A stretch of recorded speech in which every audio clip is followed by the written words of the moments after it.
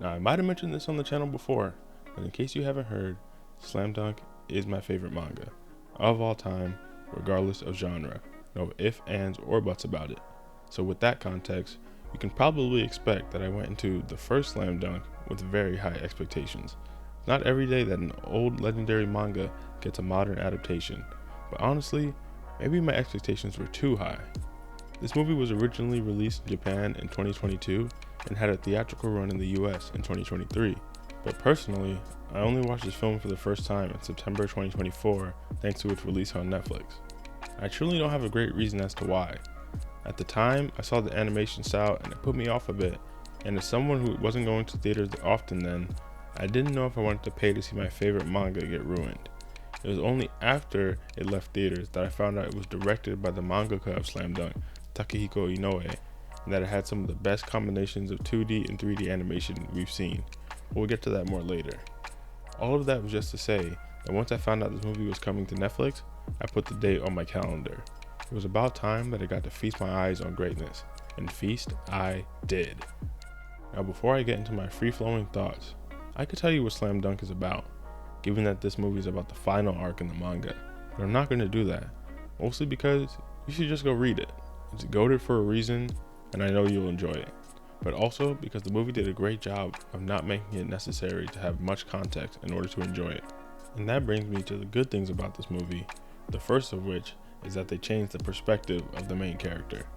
If you've read the manga, you know that Sakuragi is the MC, and most events are focused around him.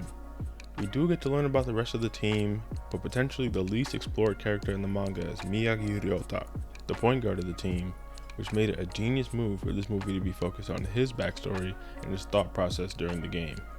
It also works well from a basketball perspective since the point guard is usually the floor general of a team, so seeing the movie from his perspective actually makes sense because he's thinking about all the moving parts on the court at the same time, and that really gives you an overhead perspective of what's going on, especially if you're not into basketball.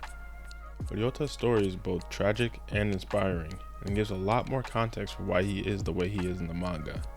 I just think overall that it's a win-win way to tell the story, as it provides new viewers with a story that they can immediately buy into, and old fans with a fresh perspective on something they already love using a character they want to know more about. And because this movie is just based around one match, they have to use flashbacks to be able to tell Ryota's story in a natural way. And I think that in this movie, they pace the flashbacks really well. If you haven't seen, I made a video about the Haikyuu movie that came out a few months ago in the US, and this movie has the complete opposite of my issues with the Haikyuu movie. Not to say that movie is bad, I like that movie too, go check out my video on it, and just go watch it, that movie's good too. But this movie, the flashbacks never took you out of the story, and both the past and present were timelines that you wanted to see more of. Now I mentioned this before in the intro, but the animation is truly stunning. Now I'm no expert on animation, but the combination of 2D and 3D is really well done. And it allows for a sport as fluid as basketball to be presented with a level of realism that could have really taken away from the film if it was handled poorly. But thankfully, it wasn't. And since the animation held it down so well, the movie got to deliver on the impactful moments of the match.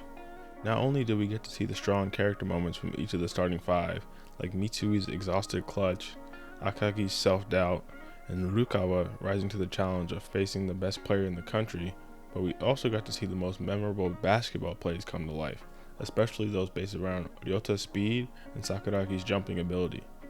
In these moments, we especially get to see our original main character, Sakuragi, shine, especially in the legendary ball save scene where he injures his back, his unexpected teamwork with Rukawa, and his clutch final shot. And on top of that, we got one of the greatest manga panels of all time animated, which was a true pleasure to see.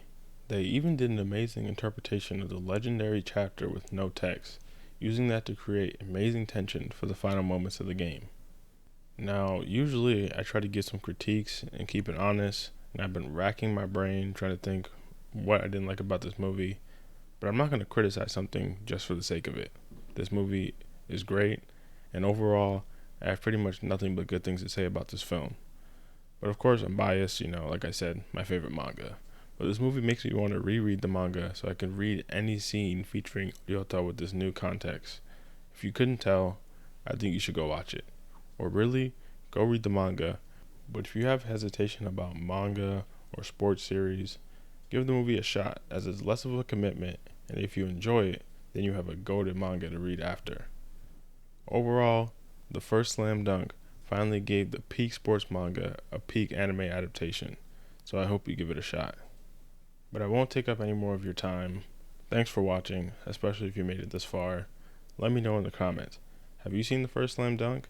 And if so, were you lucky enough to see it in theaters? Also, let me know if you read the manga, and if so, your thoughts on it and your thoughts on the movie having already read the manga. If you have even 5 seconds to spare, it'd help a lot if you like, subscribe, and all that other good stuff. There should be a new video out same time next week. See ya.